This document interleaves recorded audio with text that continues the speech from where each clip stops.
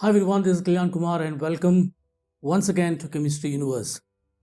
In this particular video, we are going to finish geometrical isomers and this is 3B of the isomerism series. In this one, we are going to look at certain other types of geometrical isomers besides the ones that we had already looked in video number 3. And the reason I'm making this as a separate video and I did not include this in the previous one is because these are not the usual suspects. These are not the ones which are usually asked in an exam. And these are generally asked in more advanced level exams like the Olympiads. So let's start with part 3B of the isomerism series, other types of geometrical isomers. The first one that we're going to look at are the exo and the endo systems. Let's understand what these are. When you have a bicyclo compound and one bridge contains a substituent and the remaining two bridges are of unequal length, then we can use the exo-endo system. So you have a bicyclo compound and you understand what a bicyclo compound is. We've already discussed that in IUPAC nomenclature. And in the bicyclo, if one of the bridges contains a substituent, only one substituent, and the remaining two bridges are of unequal length and do not contain any substituent, then and only then we use the exo-endo system. So which is exo and which is endo? If you look at this one, as you can notice, this has the OH and this OH is present on one of the bridges. Now the remaining bridges, that is this is one bridge and the other bridge is this. They are of unequal length. This contains, if I leave the bridge heads, between the two bridge heads I have only one carbon. Whereas in this particular bridge, between the two bridges I have two carbons. So these are of unequal length. Then if the substituent, it need not be a functional group. In this case, it's a functional group, but it could be simply a substituent. If the substituent is closer to the smaller ring, as you can notice, this is closer to the smaller ring, then we call it exo or else endo. So this is the other one in which the OH is far away from the smaller one. In fact, it is closer to the larger one, and this will be called endo. So if the substituent is closer to the smaller ring, the molecule is called exo, or else it's called endo. So this one is exo and this is endo. Now, whereas if you look at this one, what do you think? Now the OH is present, there is one substituent, but can you see the other two bridges are of the same length? So if the OH is closer to this or the OH is closer to this, it doesn't really matter. So you cannot have any geometrical isomers in this. And this exo-endo system are also geometrical isomers because they cannot be rotated, as a bicyclo compound being a ring cannot rotate. And therefore these two will be called geometrical isomers. But if the other two bridges are of equal length, then exo-endo system will not exist. Now, in a bicyclo compound, one bridge contains a substituent, and of the remaining two bridges, one contains a functional group. Then the one in which the substituent is closer to the functional group is endo, while in the other one it is exo. For example, look at this one. You notice there is a substituent here, right? Now, here it does not really matter whether these two are of the same length or unequal length, because the length is not mentioned here. But one of them contains a functional group, not the other. If the CH3 is closer to the functional group, which is it is in this case, it will be called endo. So its counterpart, when it is away from the functional group, it will be called exo. And here one doesn't really have to bother about the length being same or not same for the other two bridges. The next is called the out and in system. Now, it is a type of stereoisomerism which is used in salts of bicyclic quaternary diamines with nitrogen at bridgeheads. Again, it's not that easy. So, have patience and have a look at this one. This is called a bicyclic. As you can see, there is a ring here and there is a ring here. Quaternary, it's got a plus, so it's a quaternary ion. Diamine, because you got two amines here in the same molecule. Quaternary diamines with nitrogen at bridgeheads. Nitrogen are at bridgeheads. Now here you will notice that the two hydrogens are away from each other. And this is called out-in system. So if the two hydrogens are away from each other, we call it out-out. If one of the hydrogen is inside but the other one is outside, what do you think it will be called? In-out or out-in? It's called in-out. Doesn't matter. You give the in the preference. And if both of them are inside, it's obvious. It will be called in-in. Now, in these structures, the value of P, Q and R has to be greater than 6 for stability. So, the value of P, Q, R has to be greater than 6 for these things to exist. If both hydrogens of N are out of the bicyclo system, then it is called out-out. If one is inside, then the other is outside, then it is called in-out. And both are inside, it's called in-in. So now let's look at another set of molecules called allenes. And these are pretty interesting. Now, allenes are molecules like this. Consecutive double bonds. And as you can see from the figure, I've shown you that these two and these two are in different planes altogether. If these are in the plane of the slide, then these are perpendicular to the slide. And let's understand why it is so. And then I'll show you a model of this to make it easy for you. Now, this carbon, if you notice, is sp hybrid, right? Because it has got two pi bonds, one here and one here. So, two pi bonds and two sigma bonds, obviously it is sp. So, this is sp. Now, if this is sp, it will use one of the p's out of the three available for hybridization. And we know there is px, we know there is py, and we know there is pz. Let us assume that it chooses px. Let's just arbitrarily assume that.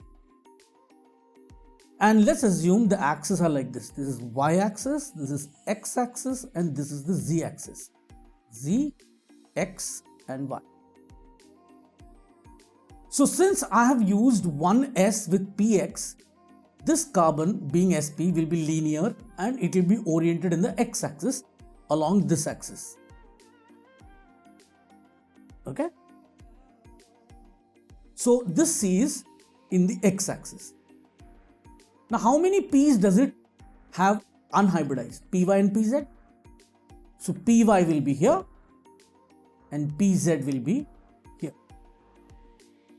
Now let us assume that this pi bond is the pi bond between py of this and py of this.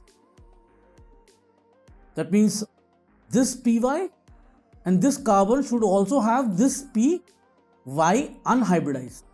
Now remember, this carbon is sp2. Now if this carbon is sp2, then it will use two p's to hybridize and leave one p. And the p that it leaves has to be py, because py of this and py of this have to form a pi bond. So what other p's does it have left with to form sp2? It has got px and pz.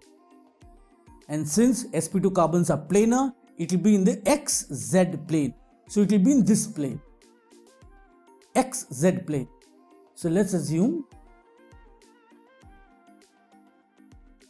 This is perpendicular to the slide.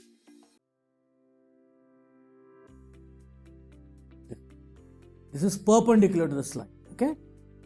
Because remember, it is in the XZ plane.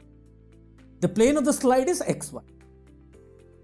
Now, this carbon has another p orbital, that is pz available, which can form a pi bond with this carbon's pz.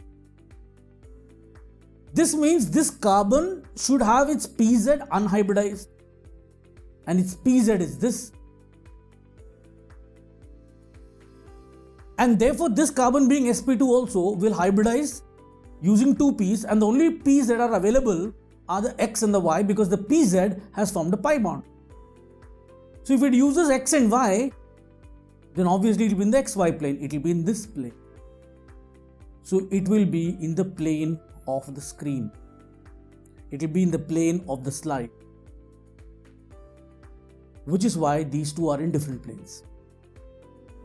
Now let us look at a model.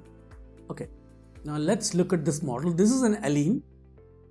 This carbon is the sp2 carbon, and this carbon is the sp carbon.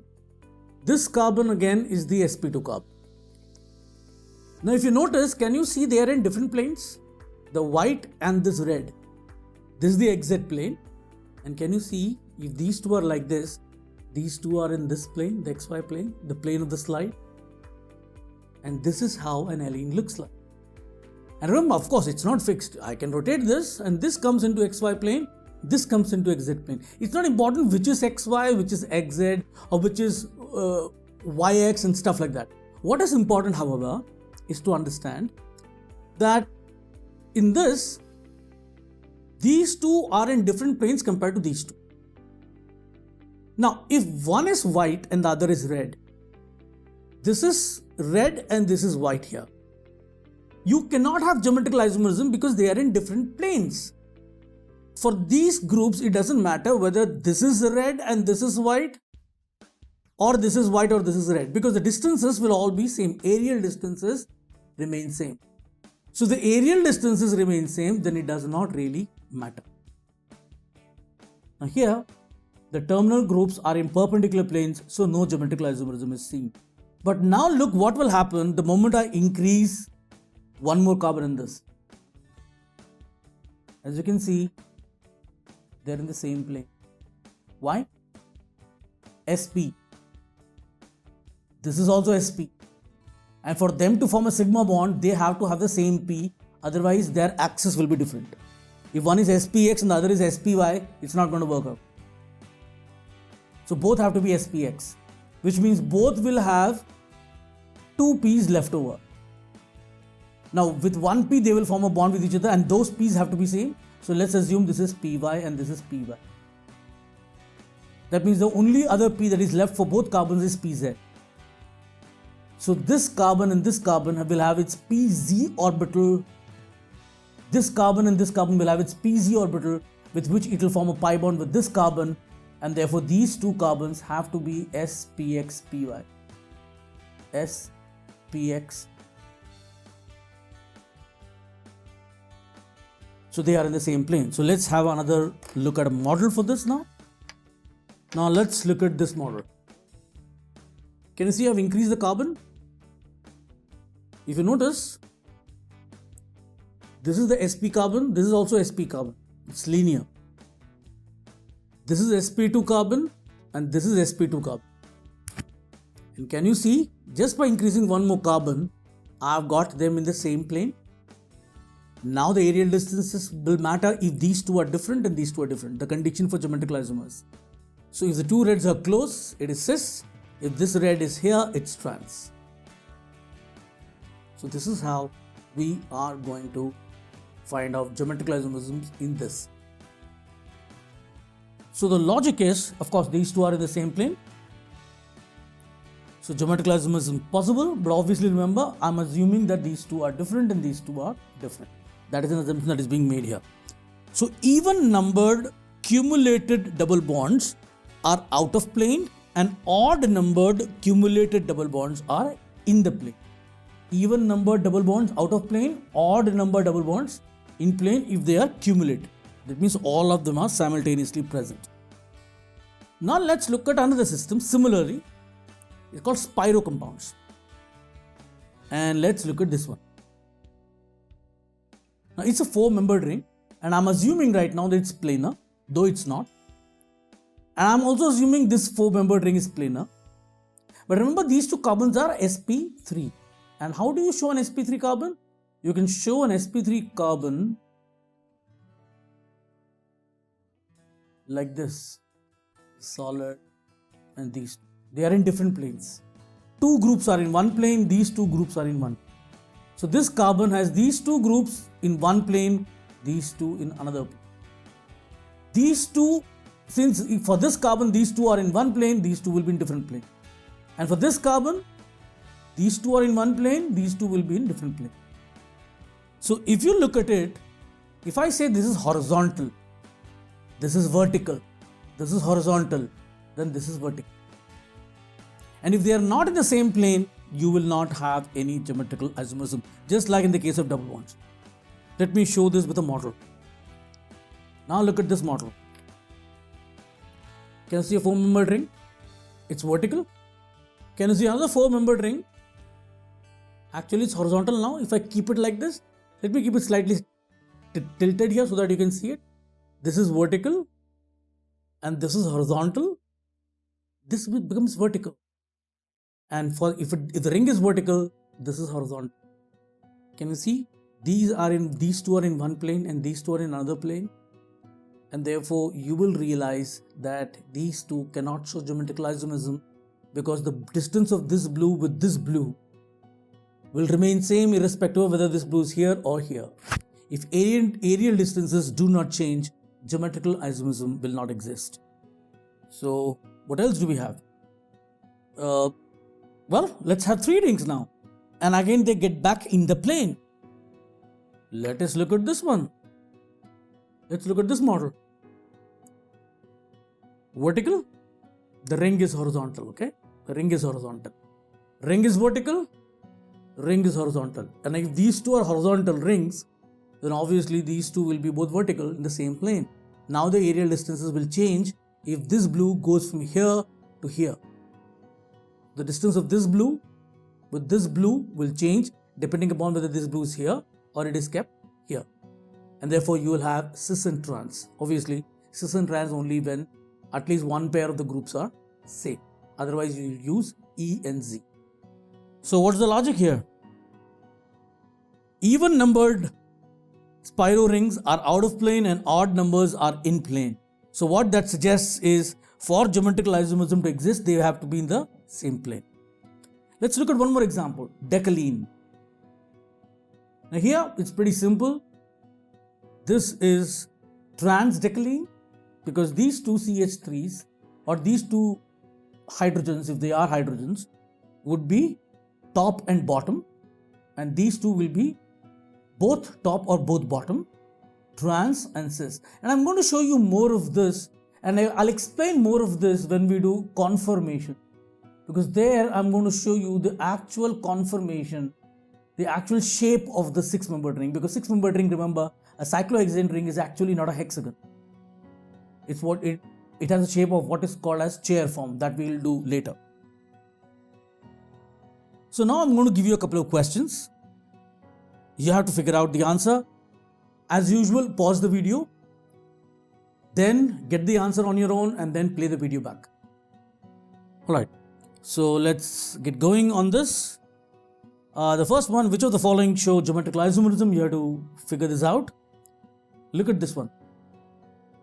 Now I want you to pause it right now and tell me whether it can show geometrical or not. Now let's get to the answer. Now remember, this carbon is sp2, this carbon is sp2. So this bond and this bond, they are in the same plane. So this entire stuff is in one plane. And we know that for a Spiro system, if these two are in one plane, these two will be in different plane. So if I were to call this as in, one plane is called in, the other is called out. So if this is in, obviously this entire thing will be out, because this ring and this entire stuff will be in one plane. So if this is in, this guy is out and no GI is possible. So I can show that with a model. Here's the model. I'm not going to show you the model for everything, but I just want you to get a good idea about what I'm trying to say. So this is sp2. Can you see this carbon is sp2? This carbon is sp2. And so is the carbon of the ring. And therefore, if they are in one plane, they will also be in the same plane. So if this is vertical, this is vertical. But if this is vertical, this ring is horizontal. See. And if this guy is horizontal, this entire system will be horizontal. So these two are in one plane, these two are in one plane, no GI. No geometrical isomer. Alright? How about this one? Pause the video, play it back.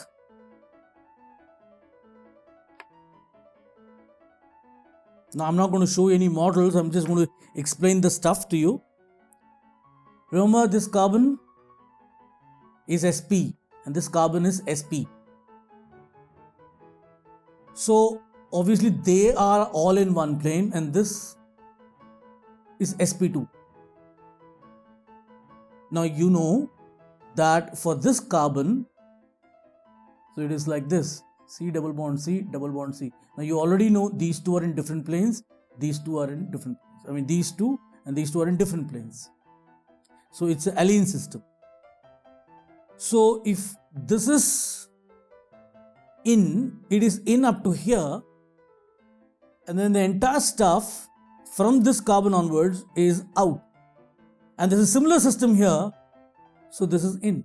Just try and find this. C double bond C, this is AB, double bond C, ring. Obviously they are in different plane, they are in different plane. So if this is in, then this four-membered ring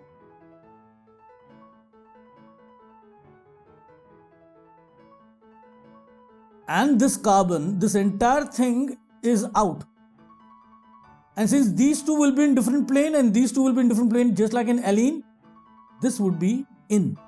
And therefore, if they are in the same plane, eventually, AB and AB, they will show GI. How about this one?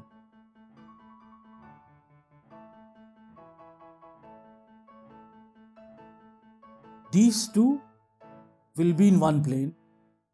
And this plane will also be same. So all of this will be in one plane. The entire stuff is in one plane. GI. Try this one. Pause the video immediately. The moment you see the example, pause it. Now, obviously the entire stuff is in one plane. GI. It doesn't matter whether you have a O or a C. Okay, how about this one?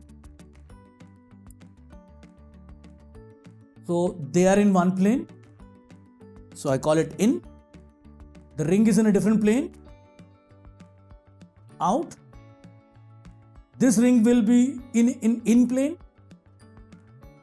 And the other AB will be in the out plane. So if one AB is in, the other AB is out, no GI. How about this one? Isn't this fun? This is in. This guy is out. In. Out. In. Out. No GI. So obviously with even numbered rings like this, there won't be any GI, which we already talked about. But suppose I have odd numbered rings. In. Out. In. Out, and this gets back in. GI is possible. Let's do some more.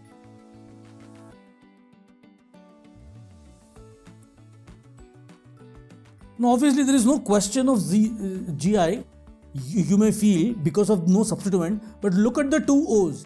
If the two O's are together, there will be GI, but for them the two O's should be in the same plane. So again, look at in and out. This guy is in, out, in, both are in, Gi is possible.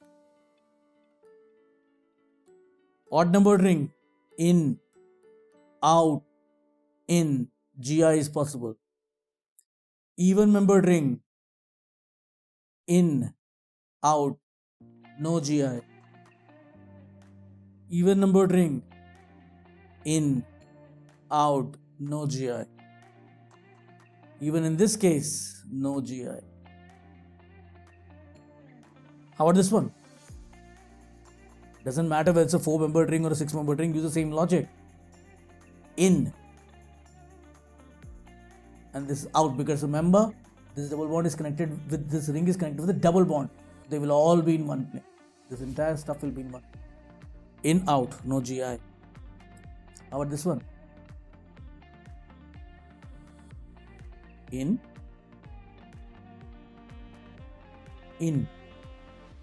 Of course, I can write the entire stuff in one in, doesn't really matter. Gi is possible because the entire thing is in one. How about this one? 3-membered ring. Remember, 3-membered ring is anyway planar. So remember, if this is in, this ring is also in, as it is because of the double bonded carbon. And if these two, and this carbon being sp3, these two will be different plane. So there will be no Gi here. How about this one? Now, again, you will say, okay, I got a ClH here. This entire thing is in one plane, and this Cl will always have an H, and this Cl will always have an H, and there will be no Gi. But there is Gi, not because of this guy, but because of these two guys. Because remember, in cyclic compounds, we did Gi, we did ClH, and Cl and H, the two Cls are closer, cis, the Cls are opposite, trans. So here the Gi exists not because of this part, but because of this carbon having one Cl and one H, and the Cls being on one side and also being on the other side. So Gi is possible. So now let's get into something else. We have done enough examples. Now I'm going to do one more effect. It's called the push-pull effect. Now the push-pull effect is a very unique effect in which there is a carbon double bond carbon. There's a compound having a carbon double bond carbon, but the rotation about the two carbons, the doubly bonded two carbons, is possible, is sufficiently available for them to rotate at room temperature. Which means in that particular case, Gi will not exist. It is known that rotation about a C double bond C is not possible, okay? But there are compounds in which free rotation is possible around what is formally a double bond. This situation occurs when there are electron donating groups on one carbon and electron withdrawing groups on the other carbon. Say for example, can you see the two releasing groups on one carbon and the two withdrawing groups on the other carbon? So what will happen is this will release electrons by resonance, and this negative will be taken by this as well as this. Then this can release electron by resonance. Again the minus can be taken by this or this. So you will find resonance happening, giving rise to all these resonating structures. Now the same negative could have also gone to the C double bond O.